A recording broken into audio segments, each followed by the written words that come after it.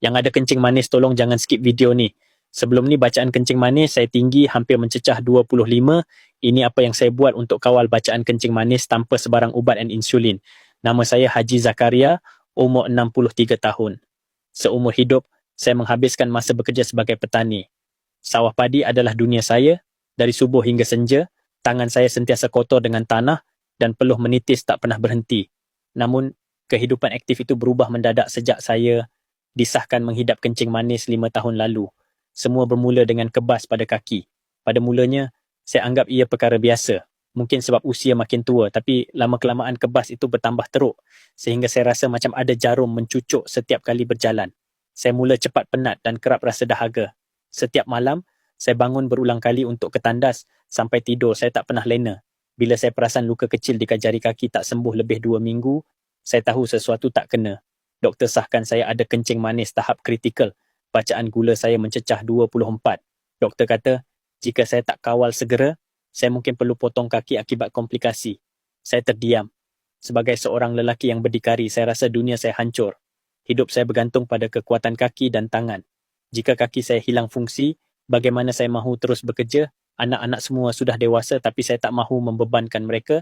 Saya cuba ikut nasihat doktor, pantang makan nasi dan minuman manis. Saya ambil ubat hospital dengan konsisten tapi setiap kali pemeriksaan, bacaan gula saya masih tinggi, kekal di atas 20. Saya rasa sangat tertekan. Dalam satu pertemuan bersama kawan lama, dia berkongsi tentang kajian oleh Dr. Azmah Saad dan Profesor Rosita Rosli dari Universiti Putra Malaysia, UPM. Mereka menemui herba tradisional bernama akar legi yang terbukti secara saintifik dapat membantu pesakit kencing manis.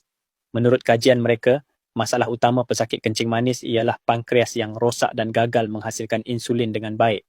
Insulin adalah hormon yang penting untuk mengawal gula dalam darah. Jika pankreas tak sihat, gula akan terus kekal tinggi walaupun kita jaga makan.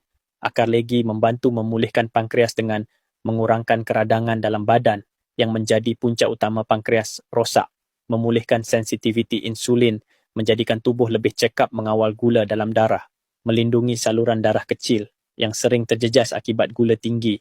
Saya tertarik dengan penemuan ini dan mula mencari produk berasaskan akar legi. Mujurlah saya menemui kapsul aman, produk yang dirumus khas menggunakan herba ini.